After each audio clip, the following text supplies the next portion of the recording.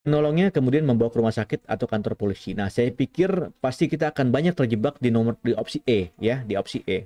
Kita menolongnya kemudian kita bawa ke rumah sakit. Itu memang tindakan yang betul ya, tapi dari sekali lagi untuk soal seperti ini kita harus menunjukkan jiwa profesionalisme kita. Dengan apa?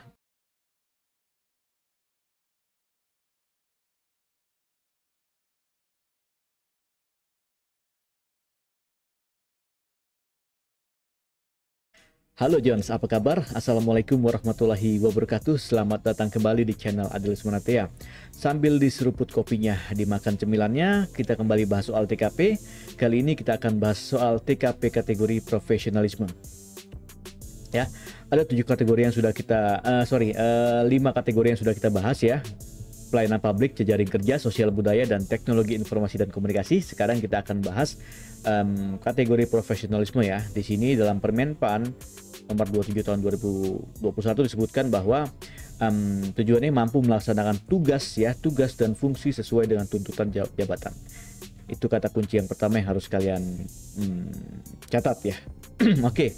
Nah, sekarang apa sih tipsnya ya? Tips untuk bisa meraih poin maksimal dalam soal TKP kategori profesionalisme ini ya.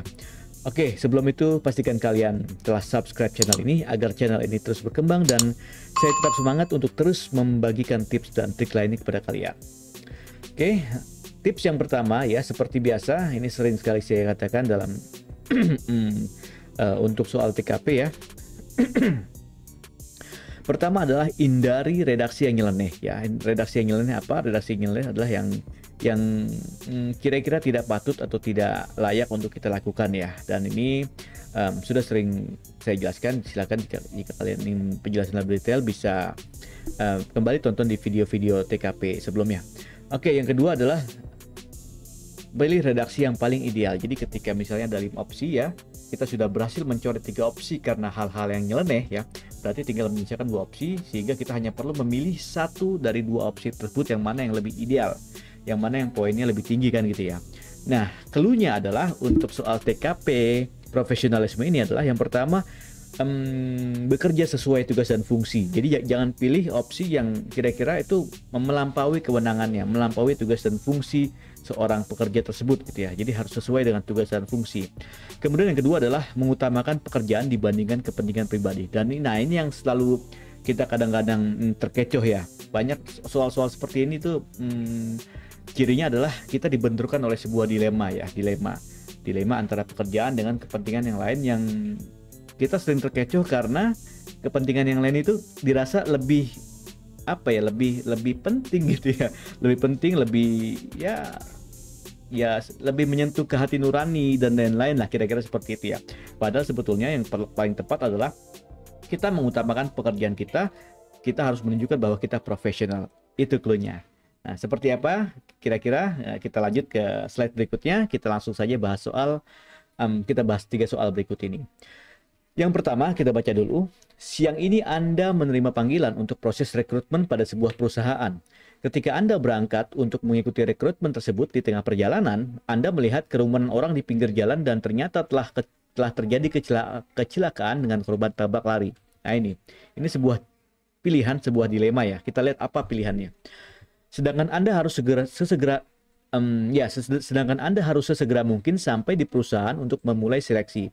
Melihat kondisi seperti ini, maka sikap Anda adalah oke. Sebelum itu yang pertama kita coret yang kira-kira opsi yang nyeleneh ya. Apakah ada? Oke ya.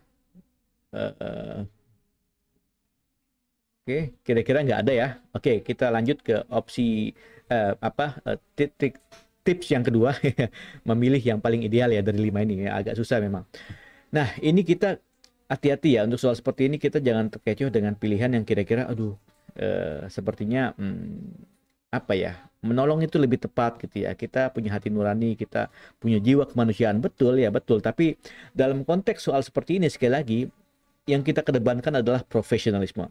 Oke, kita bahas dari opsi yang pertama, opsi A. Tetap melanjutkan perjalanan untuk tetap waktu mengikuti tes pekerjaan. Ini betul ya. Oke, kita simpan dulu. Ini sudah menunjukkan profesionalisme sebetulnya. Jadi indikasinya adalah jawaban yang paling tepat adalah A. Tapi kita simpan dulu. kita tidak bisa langsung abaikan soal yang lain ya. Beda dengan soal TIU dan soal TWK ya. Kalau sudah yakin benar, maka kita bisa move on ke soal lainnya supaya kita bisa menghemat waktu. Tapi untuk soal TKP, karena semuanya itu tidak ada yang salah ya, maka kita harus membaca semua opsi ya. Oke, yang kedua, mengabaikan karena harus mengikuti tes yang akan dimulai sebentar lagi. Ya, ini juga bisa ya, kita tetap harus menunjukkan bahwa kita profesional ya, antara A dan B sih masih bisa. Mengejar pelaku tabak lari dan memintanya untuk bertanggung jawab atas perbuatannya. Nah, ini mungkin untuk sebagian orang adalah tindakan yang yang positif ya. Kita menunjukkan jiwa kemanusiaan kita ya, tapi sebetulnya karena ini tidak berkaitan dengan profesionalisme kita di sini mengejar pelaku, tapi kita punya kewajiban untuk bersikap profesional, yaitu mengikuti seleksi ya. Maka ini tentu saja tidak tepat ya, poinnya pasti kecil. Jadi gini kita coret. Tetap melanjutkan perjalanan setelah yakin ada orang yang menolong ya. Berarti ini juga lumayan ya, tapi ada embel-embel setelah yakin ada orang lain yang menolong. Berarti kalau nggak yakin ada orang lain yang menolong, kita berarti tidak melanjutkan perjalanan, kan gitu ya. Nah, intinya di sini adalah kita harus tetap melanjutkan perjalanan, kita tunjukkan bahwa kita profesional. Apapun entah ada yang menolong atau tidak ya. Jadi memang kesannya sih kasihan gitu ya. Tapi ya sekali lagi untuk soal seperti ini kita fokus ke profesionalisme ya. Jadi ini saya kira poinnya kecil. Menolongnya kemudian membawa ke rumah sakit atau kantor polisi. Nah, saya pikir pasti kita akan banyak terjebak di opsi E ya, di opsi E. Kita menolongnya kemudian kita bawa ke rumah sakit. Itu memang tindakan yang betul ya, tapi dari sekali lagi untuk soal seperti ini kita harus menunjukkan jiwa profesionalisme kita. Dengan apa? Dengan terus melanjutkan perjalanan kita untuk bisa mengikuti seleksi. Jadi saya kira E juga tidak tepat ya, atau maksudnya ya tepat tapi poinnya lebih kecil ya, bukan poin yang paling besar ya. Oke, kita kembali A dan B ya. Tetap melanjutkan perjalanan untuk tepat waktu, mengikuti tes pekerjaan, atau mengabaikan karena harus mengikuti tes yang akan dimulai sebentar lagi. Sini mirip-mirip ya. Jadi kalau kalian juga, ya ini tips juga ya, jika kalian tidak bisa memilih antara dua pilihan ya sudah, dengan yakin, karena ini juga poinnya pasti yakin ya antara 4 atau 5, ya sudah pilih salah satu saja, segera move on, jangan terlalu banyak berpikir ya, karena kalian harus hemat-hemat waktu ya, eman-eman lah kalau kata orang. Tapi saya kira kita pilih yang A saja, saya kira ini poin yang tertinggi. Karena apa ya, ya karena kata-kata ya di sini mengabaikan kurang begitu kurang begitu enak terdengar ya, dibanding kalau kita pilih yang tetap melanjutkan perjalanan untuk tepat waktu mengikuti tes pekerjaan ya. Ini ada tepat waktunya ya kan. Jadi ketika kita tepat waktu, maka kita sudah bekerja secara profesional. Oke, gitu kira-kira ya cara menganalisisnya. Ingat sekali lagi, bertindak profesional ya. Kemudian yang kedua adalah Anda seorang karyawan yang memiliki dedikasi yang tinggi terhadap pekerjaan. Suatu hari Anda dihadapkan dengan pekerjaan yang sangat banyak dan semuanya memiliki deadline yang sama.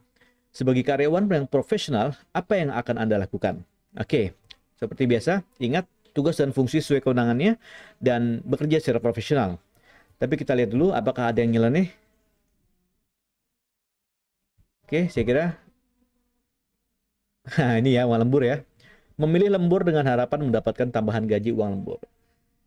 Ya, saya pikir mungkin sebagian dari kita juga berpikir lumayan ya uang lembur gitu ya. Tapi sekali lagi untuk hal-hal seperti ini jangan sampai apa ya istilahnya, ini suatu yang nyeleneh lah, tidak patut untuk kita sampaikan secara sampaikan atau kita di media tertulis seperti ini dan lain-lain ya. Jadi tidak patut untuk kita lakukan, kita ungkapkan gitu ya. Jadi memang pasti poinnya kecil, ini suatu pernyataan yang cukup nyeleneh, jadi perlu kita coret.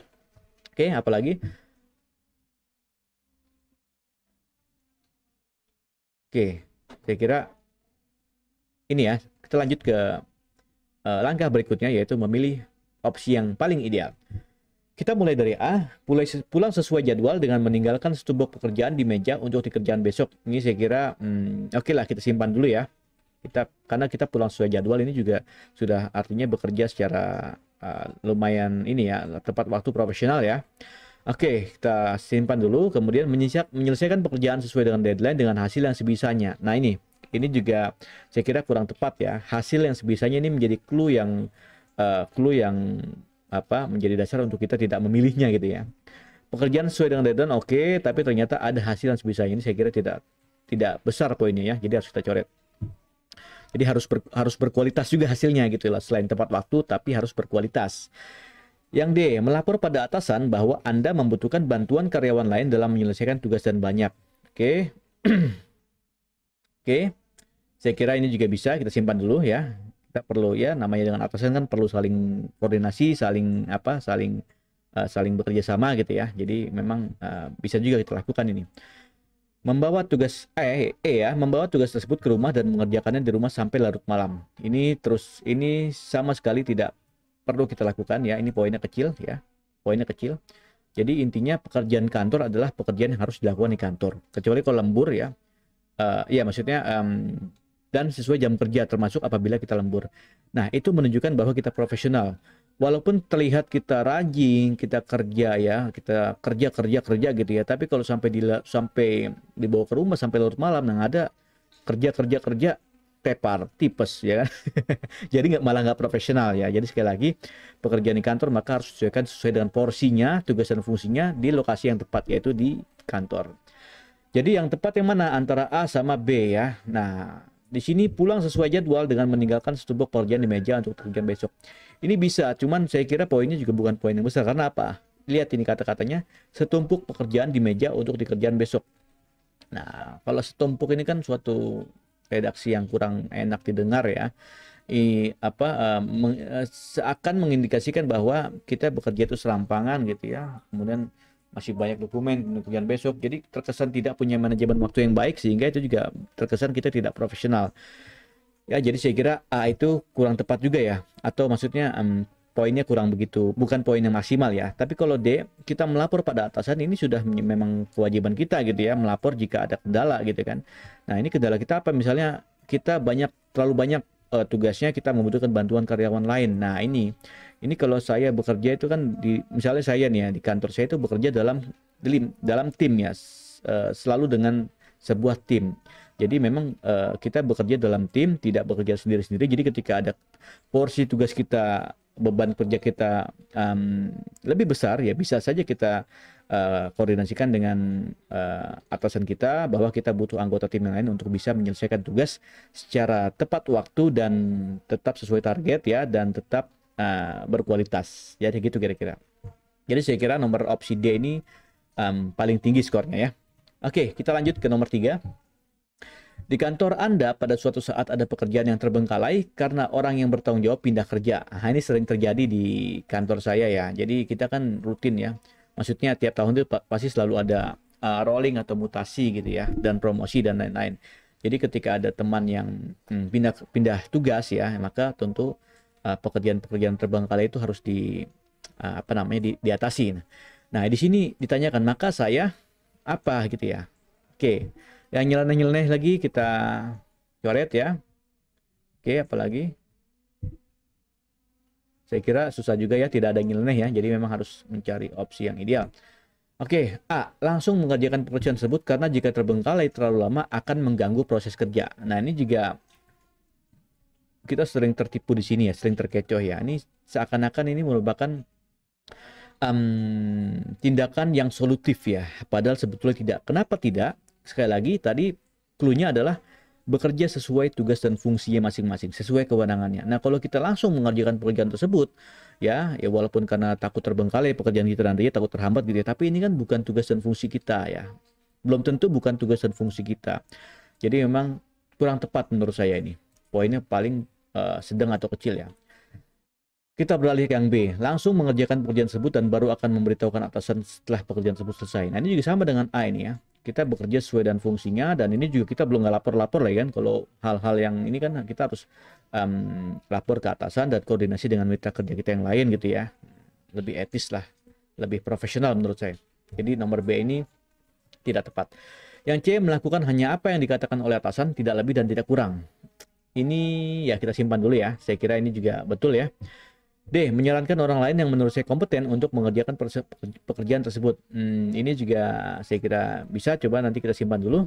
E, menyarankan dan merekomendasikan hal-hal yang diperlukan untuk menyelesaikan pekerjaan tersebut tapi tidak bertindak sebelum disetujui oleh atasan. Oke, ini yang E paling panjang ya. Jadi biasanya yang panjang-panjang ini ya biasanya ya. Ini membuat kita terkecoh. Jadi wah panjang nih, jangan-jangan ini yang paling tepat gitu kan. Ya, oke, sekarang kita coba lagi analisis lagi kira-kira yang mana.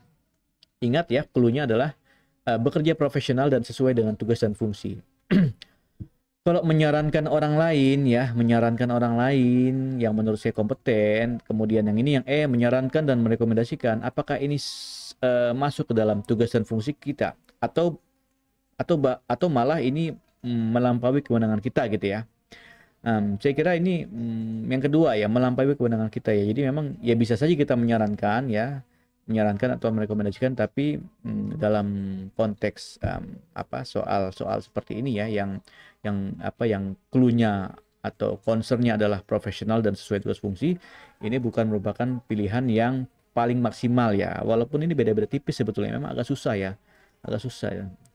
tapi ya begitu ya. Jadi sekali lagi tugas dan fungsi masing-masing ya. Jadi ini saya kira bukan pilihan yang paling besar poinnya. Walaupun di sini juga tidak bertindak sebelum setuju oleh atasan. Oke, tapi ya sekali lagi ya. Jadi yang menurut saya yang paling tepat dan paling tinggi poinnya adalah melakukan hanya apa yang akan dikatakan oleh atasan, tidak lebih tidak kurang. Memang terkesan terkesan kok kaku amat gitu. Kaku amat ya. Ya pada kenyataannya mungkin tidak seperti itu ya. Kita bisa ya tidak hanya apa yang dikatakan oleh atasan, tidak lebih tidak kurang ya. Tapi karena di sini sekali lagi konteksnya adalah profesional sesuai tugas dan fungsi, maka saya kira poinnya adalah poin yang paling tinggi nilainya. Jadi opsinya C. Oke, ya saya kira itu. Nanti kalau jika kalian punya pendapat lain ya, silakan masukkan di kolom komentar disertai alasan yang argumentatif. Demikian yang bisa saya sampaikan buat kalian ya, mudah-mudahan bermanfaat ya. Dan untuk kalian yang masih menunggu tes ya, silakan belajar, silakan latihan-latihan soal dan manfaatkan waktu luang kalian ya. Dan ingat sekali lagi, dosis untuk kalian ya, 3 kali sehari dosis latihan untuk kalian. Sampai jumpa.